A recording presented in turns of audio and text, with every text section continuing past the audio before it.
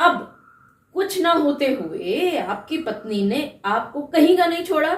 आपकी इज्जत को तार तार कर दिया, उसने पूरे समाज में आपका नाम बदनाम कर दिया।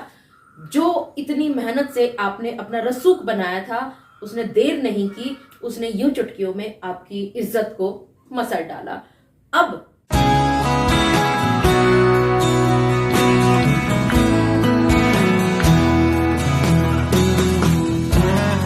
जब भी आप सभी का केस कोर्ट में चल रहा होता है तो आप पुरुषों के मन में जो सबसे बड़ा शंका का कारण होता है वो ये होता है कि आपकी पत्नी ने 498A यानी कि दहेज का केस दायर किया हुआ है और आप अब उस पत्नी के साथ घर बसाने की या चलाने की इच्छुक नहीं हैं।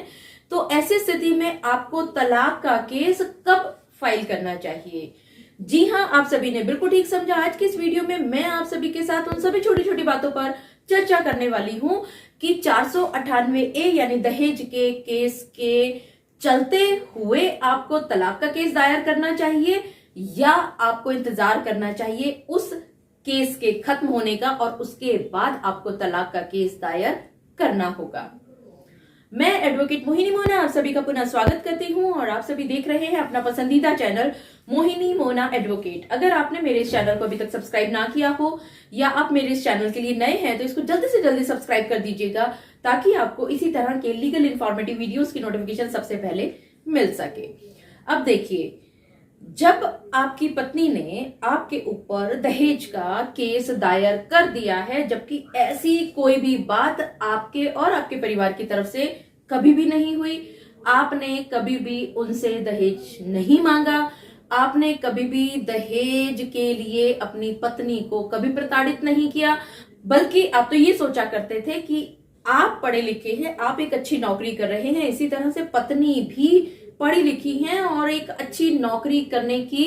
हैसियत रखती हैं, तो ऐसे में दहेज जैसी खराब प्रथा को क्यों बढ़ावा दिया जाए? आप तो बल्कि दहेज प्रथा के बिल्कुल खिलाफ थे। लेकिन ना जाने क्या हुआ, किस तरह से स्थितियां पलटी, कैसे आपकी पत्नी किन बातों पर बिना बात के नाराज हो गई और नाराज होने के बाद अपने मायके में जाके बैठ गई और मायके में जाने के बाद उन्होंने एक फर्रा भेज दिया आप पर और आप बहुत हैरान हो गए, परेशान हो गए ये देख करके कि आपकी पत्नी ने झूठी मन गढ़ंत कहानियां, घटनाएं, तिथि, दिनांक इत्यादि लिखा है, स्पेसिफिक एलिगेशंस लगा दिए और यहां पर उन्होंने सिर्फ आप पति को ही नहीं लपेटा बल्कि इस पैसे की लालच में, इस भूख में उन्होंने आपके परिवार के किसी भी सदस्य को नहीं बख्शा। यहां तक कि आपके दूर दूर के रिश्तेदार, जिनका आपके घर से, आपके पारिवारिक जीवन से कोई लेना देना नहीं था, या आपकी पत्नी और आपके बीच में अगर कभी कोई मनमुटाव हुआ करता था तो जैसे कोई समझा देता है, तो उन सब लोगों को भी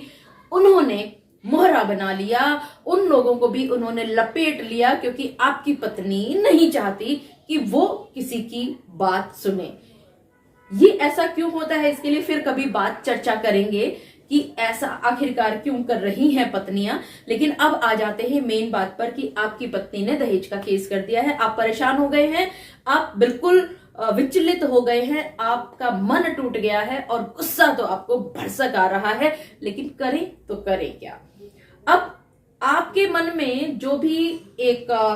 छोटी मोटी बातें चल रही थी या आपके मन में ये उमड़ घुमड़ चल रहा था कि कोई बात नहीं, अगर बीवी नाराज हुई है तो 2 दिन के बाद, 3 दिन के बाद, 15 दिन के बाद गुस्सा थूकेगी और वापस आ जाएगी, तो आप उस प्रयास में लगे हुए थे। कभी आप फोन कर रहे हैं, मैसेजेस भेज रहे हैं, उसने आपको ब्लॉक कर दिया, उसने आपको फोन को उठाने से एक तरह से इनकार कर दिया क्योंकि वो फोन ही नहीं उठा रही है और आखिरकार उसने आपको ब्लॉक कर दिया। इसी तरह से आपके परिवार के अन्य सदस्यों ने जब कभी भी प्रयास किया फोन करने का, या आप खुद हिम्मत करके या आपके परिवार के लोग गए, तो उन्होंने दरवाजा आप लोगों के मुंह पर बंद कर दिया और आपको नहीं समझ में आ रहा कि आखिरकार ये हो रहा है तो क्या हो रहा है। अब कुछ ना होते हुए आपकी पत्नी ने आपको कहीं का नहीं छोड़ा, आपकी इज्जत को तार तार कर दिया, उसने पूरे समाज में आपका नाम बदनाम कर दिया। जो इतनी मेहनत से आपने अपना रसूख बनाया था, उसने देर नहीं की, उसने यूं चुटकियों में आपकी इज्जत को मसर डाला। अब आप इस पत्नी के साथ अब नहीं रहना चाहते, क्योंकि जिस पत्नी ने बिना कुछ किए, बिना आपके दहेज कभी मांगे आप पर इतने गंभीर आरोप लगा दिए, उसने आरोप लगाते हुए ये भी नहीं सोचा कि वो कर क्या रही हैं। उन्होंने छेड़खानी यानी 354 के आरोप तक अपने देवर जेठ यानी आपके भाइयों के ऊपर, आपके जीजा के ऊपर लगा दिया, आपके पिताजी के ऊपर लगा दिया, और यहां तक उसने अननेचुरल सेक्स यानी कि 377 भी आप पर बोनस के रूप में दे दी कि लीजिए 498, 354 तो जा रहा है, 406 जा रहा है, तो लीजिए एक 377 का पाला भी फेंक देते हैं, एक 377 का तुरुप का पत्ता भी उन्होंने आप पर फेंक दिया। अब आप नहीं रहना चाहते उस झूठी कपटी बीवी के साथ, ऐसी बीवी जिसके दिमाग में सिर्फ और सिर्फ खराब ख्यालात चल रहे हैं, नेगेटिव थिंकिंग है, नेगेटिव एनर्जी है, नकारात्मक ऊर्जा वो आपके परिवार में फैला रही है। एक पत्नी का काम होना चाहिए था उस परिवार को समेटने का। अगर कोई एक झगड़ा किसी वजह से हुआ है तो उस कारण को ढूंढ करके उसको हटाने का, जो कि एक पत्नी कर सकती है, पूरे परिवार को एक सूत्र में बांध के रख सकती है। लेकिन किया उसने उल्टा। जो आप लोग इतना प्यार से एक दूसरे के साथ रह रहे थे अपने परिवार में, वो आती हैं और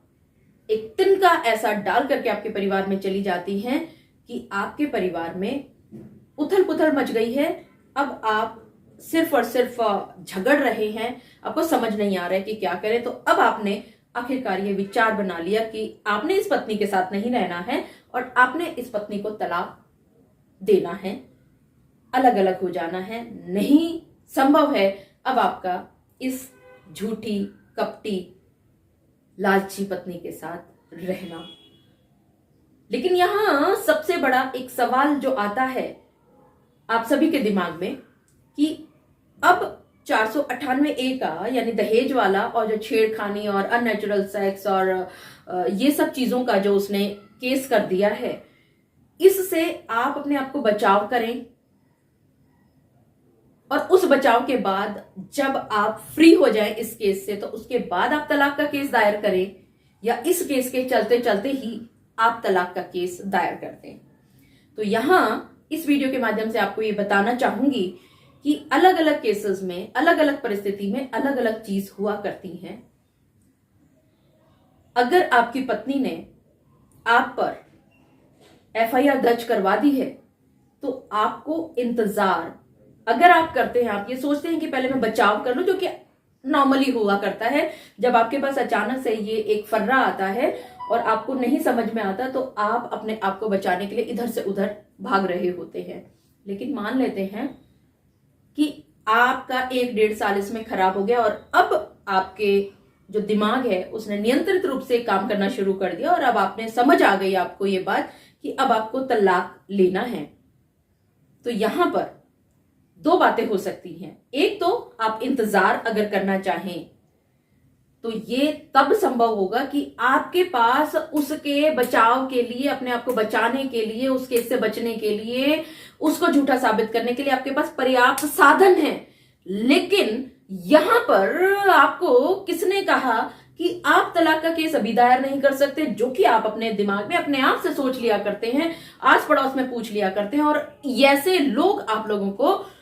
सलाह दिया करते हैं जिनकी या तो अपने केस चल रहे होते हैं या उनको कानून से दूर दूर तक उनका कोई नाता नहीं होता, क्योंकि वो वकील नहीं होते और आप उनकी बातों में आ जाया करते हैं और आप अपने हाथ पे हाथ धर के बैठ जाया करते हैं। सिर्फ आप अपने आप को बचाते हुए घूम रहे हैं। ठीक है, आपको अपने आप को बचाना तो है, लेकिन वो समय आप नष्ट क्यों कर रहे हैं जो समय आप अपना बचाव करते हुए उनके केसेस में घूम रहे हैं। हो सकता है कि उसने साथ में डोमेस्टिक वायलेंस एक्ट का केस भी कर दिया हो, 125 का भी केस कर दिया, या इसी तरह के और भी केसेस कर दिए हो। तो आप उस समय सिर्फ बचाव ना करें, बल्कि अगर आपको तलाक का केस दायर करना है, यानी कि आपको तलाक चाहिए, असल में आपकी मंशा है तलाक लेना, तो आपको साथ साथ में ही तलाक का केस दायर कर देना होगा। आपको कुछ अपने आधार, जिन भी आधारों पर आप तलाक का केस लेना चाहते हैं, उन आधारों को आप एकत्रित कीजिए, उसके लिए सबूत इकट्ठा कीजिए और साथ में आप दायर कर दीजिए कोर्ट में। एक तरफ क्रिमिनल केस आपका चलता रहेगा, दूसरी तरफ आपका तलाक का केस भी चलता रहेगा। आपको बता दूं कि ऐसा नहीं है कि आपने आज तलाक का केस दायर किया, आपके पास सबूत भी हैं, आपने आधार भी बना लिया, तो आपको क्या लगता है कि आपने कोर्ट में केस किया और तलाक मिल जाएगा? नहीं, ये भी उतनी ही स्टेजेस को पार करेगा। इसकी स्टेजेस के लिए भी मैं आपके लिए एक और वीडियो बना दूंगी, जिसमें मैं आपको बताऊंगी कि किस किस स्टेजेस से आपको पार होना पड़ेगा। तो आप मान के चलिए मोटा मोटी